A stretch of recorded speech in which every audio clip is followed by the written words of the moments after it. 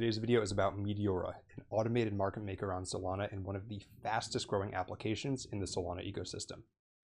In this video, I'm going to go through what Meteora is and exactly how to use it to farm yield and to potentially qualify for a Meteora airdrop. Welcome back to Dynamo DeFi. My name is Patrick. As a reminder, nothing in this video is financial advice. This is purely intended to be used for educational purposes. Now let's get into it.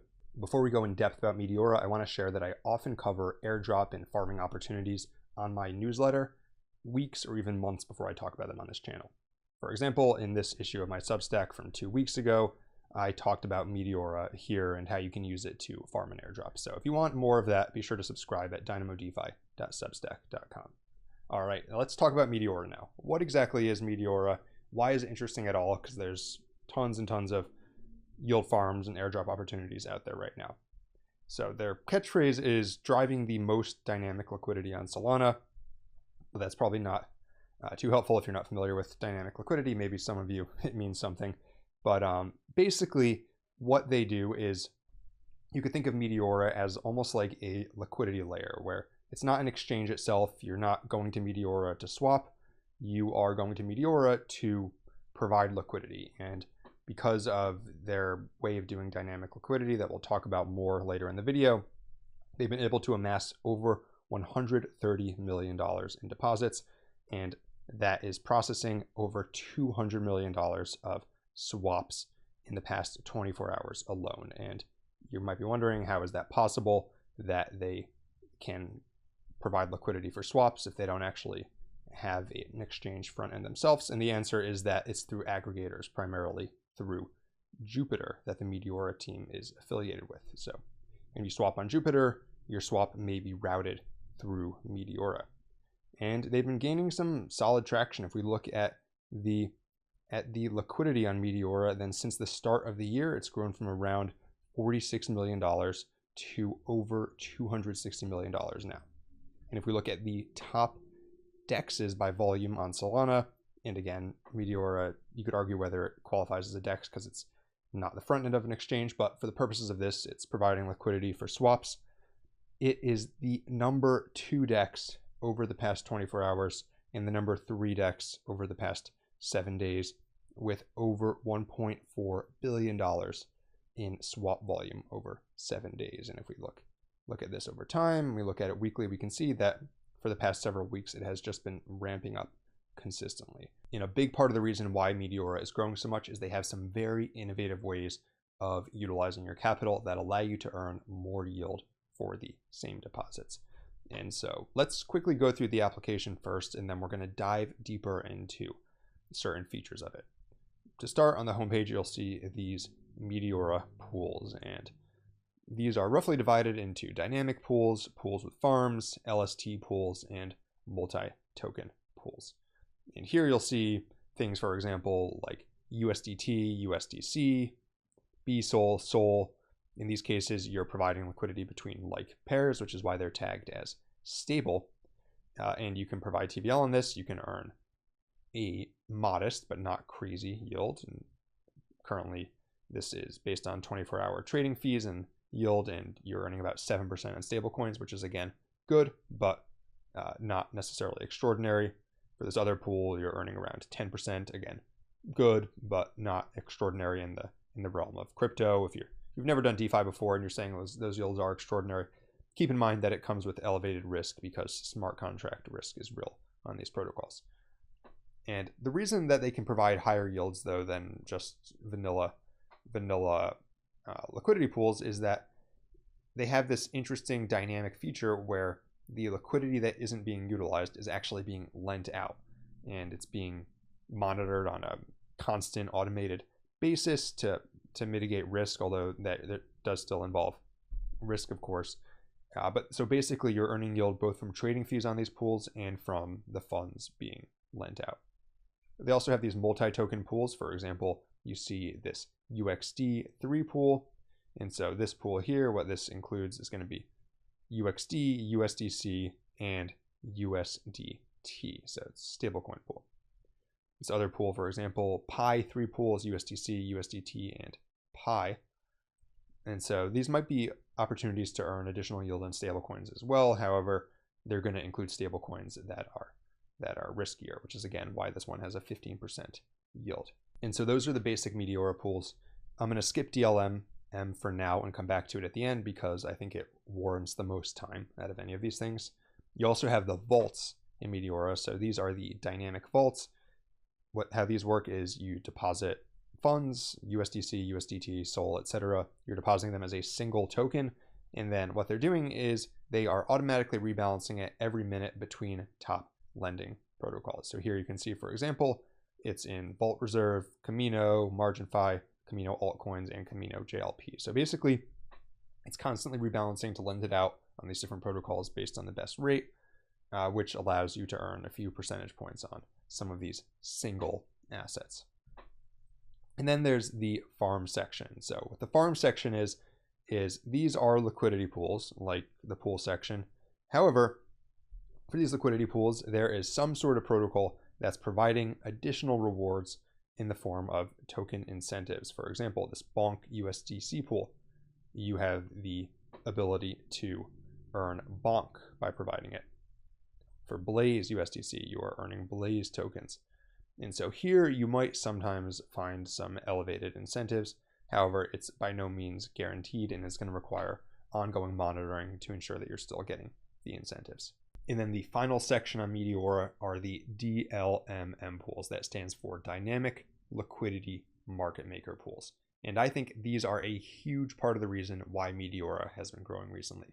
If you look at the total value locked on these pools alone, there's currently over $130 million deposited. And that $130 million has facilitated over $200 million in swap volume over just the past 24 hours. And one thing I want to highlight there is that that's an extremely high capital efficiency. The liquidity on Meteora's DLMM pools is able to facilitate a lot of volume compared to how much liquidity is actually deposited here. And that's extremely good if you're a liquidity provider, because that means more fees for you without having to compete with as many people. And it's extremely good for Meteora because better rates, less slippage, it means that more trades from aggregators will be routed through Meteora. And again, we saw that this led to a virtuous cycle where TVL is going up, and in recent weeks, so has volume. All right, so what exactly are these DLMM pools? Why are they able to be so capital efficient?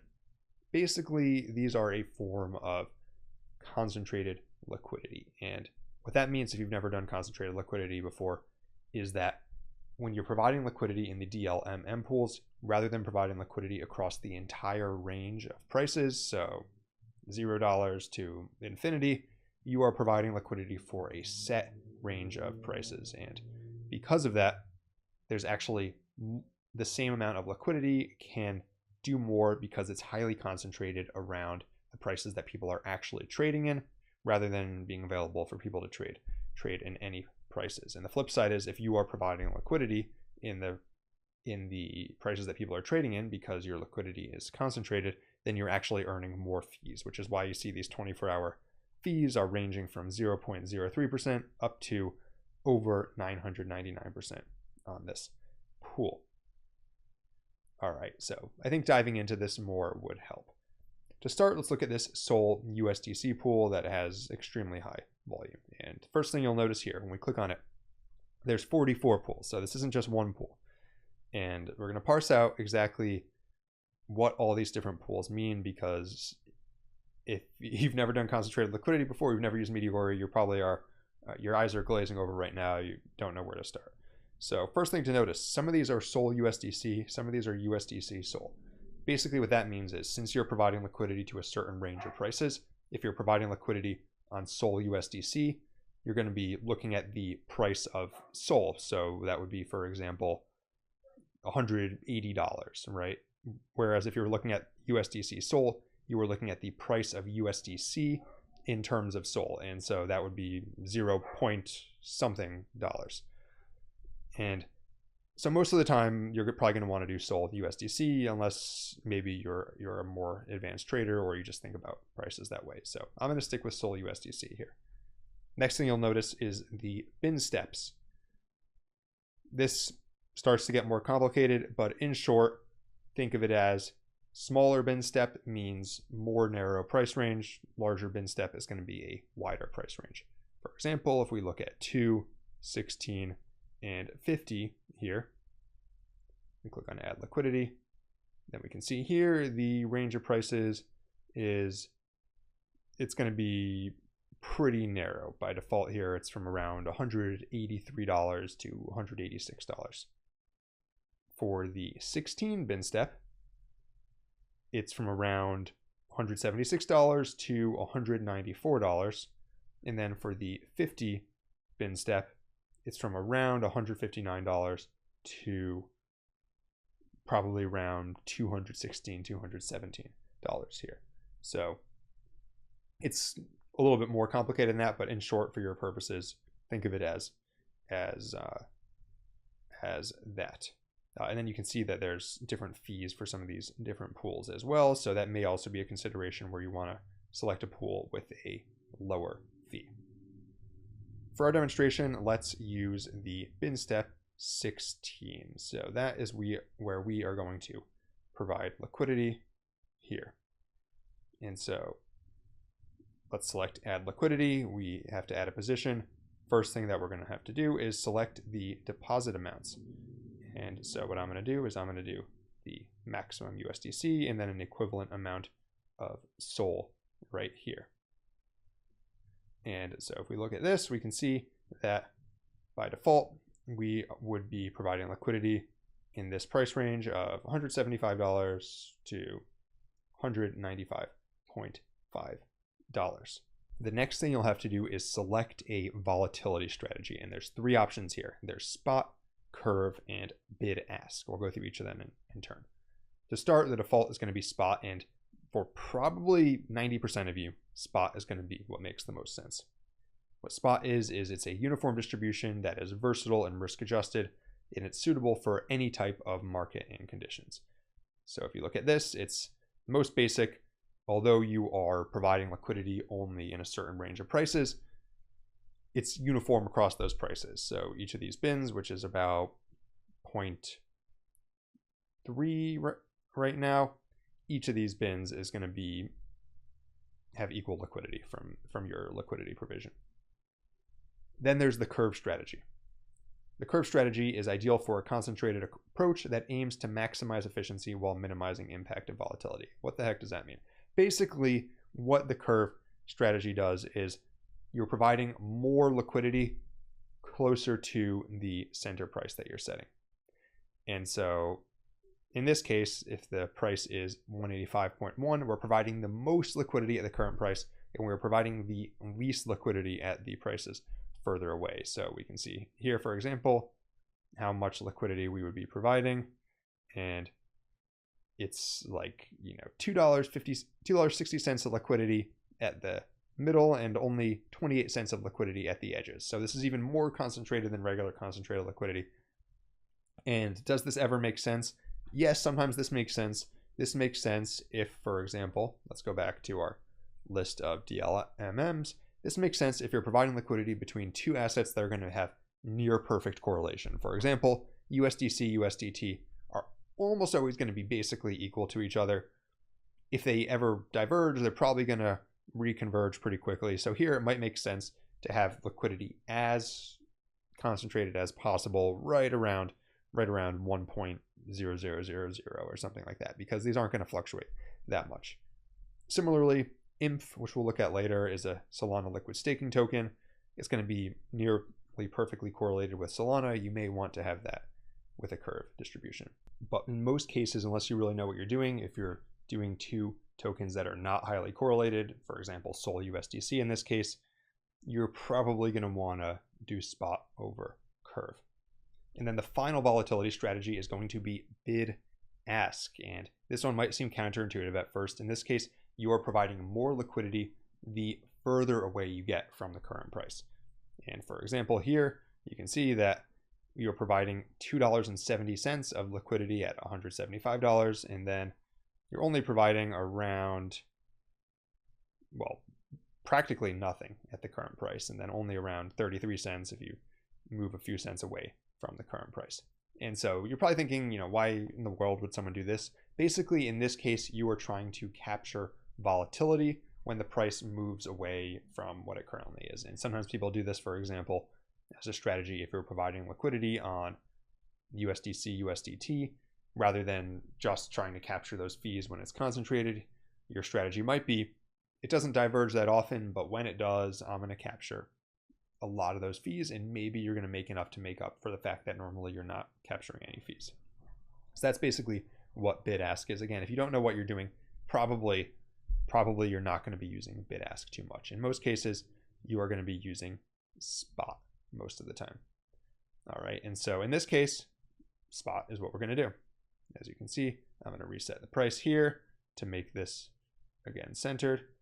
And what I'm going to do is I'm going to, let's see, I'll reset this as well. And now I just click on add liquidity. I confirm the transaction. And there you have it. Our transaction is completed, and we can see our new liquidity position here. You can see the current balance. You can see my unclaimed swap fees. And you have a button here to claim the fees. I'm not going to do that right now because there's so few, but you would claim the fees here. You can also add more liquidity, or maybe you want to withdraw. In this case, I'm going to, for demonstration, show you how to withdraw. I click on 100%, and I'm going to withdraw and close position. I'll confirm it, and again, it should just take a second to actually undo what we just did and move those funds back to our wallet. Now, one thing to note here is that because you're providing the concentrated liquidity, the downside is that you have greater risk of impermanent loss as the price starts to move to the edge of your price range. So basically, it's going to be, if you're providing liquidity between SOL and USDC, as the price of SOL starts to go up, it's going to be swapping some of that SOL to USDC as you withdraw, and then if you go to withdraw, if suddenly the price jumps to $200 some, then you're not going to capture that upside. All right, and so that is DLMM, and this is relatively complicated. So you may be wondering, why in the world should you consider providing liquidity on Meteora? And I think there's a couple good reasons, and they have to do with airdrops. If we go to the Meteora homepage, they advertise this 10% LP stimulus package, and that points tracking is now live. By the way, you can check your allocation down here at the bottom of the homepage. But important thing is points tracking is now live. And if you go to the proposal here, click on the proposals, then you will see the current breakdown of how this points farming works. And depending on when you started providing liquidity, you're going to get different multipliers. But the important things to know here is that right now, if you're starting, you are earning 1 point per $1 of TVL per day, 1,000 points per $1 of fee earned. And you are earning points in the dynamic pools, the DLMM, and the multi-token pools, but not in the dynamic vaults. Say that again, not in the dynamic vaults. So these things where it's doing automated optimized lending, you're not going to be earning points there. And I think it's because, my guess, I'm not part of Meteora, but my guess is they want to incentivize liquidity in the market maker section of their application. And vaults doesn't really do that. So if you go to pools and you're providing liquidity in any of these pools, you're going to earn points. Or if you provide liquidity in DLMM, you're going to earn points. And I think that because Meteora is growing so much, and it honestly has a good chance of becoming the major liquidity layer on Solana right now, I think that it might not be the worst thing to capture some tokens in. Additionally, on top of that, if you've been following this channel, we've talked about the Sanctum airdrop. Sanctum is now one of the largest liquid staking applications on Solana. There's also a way that you can earn points for Sanctum through Meteora. If you provide liquidity for Sanctum's INF token, it's their infinity pool liquid staking token. It's like a basket of liquid staking tokens. If you provide liquidity for that on Meteora in the INF SOL pool, then you earn 10 XP for every 1 SOL worth of INF deposited into the pool. So that's this pool here. that is INF and SOL. And so if you provide liquidity on this, you are earning points both for Meteora and for Sanctum. And I think that's not a bad deal. Remember on this one, because these tokens are going to be highly correlated, provided you know what you're doing, Curve may be a good strategy here. Personally, Curve is what I'm going for on these pools. And that's what you need to know about Meteora in a nutshell. Reminder to learn about more airdrop farming opportunities as well as the latest trends in crypto. Be sure to check out my newsletter at dynamodefi.substack.com. And for more videos like this one, be sure to like and subscribe. Until next time, this is Dynamo DeFi.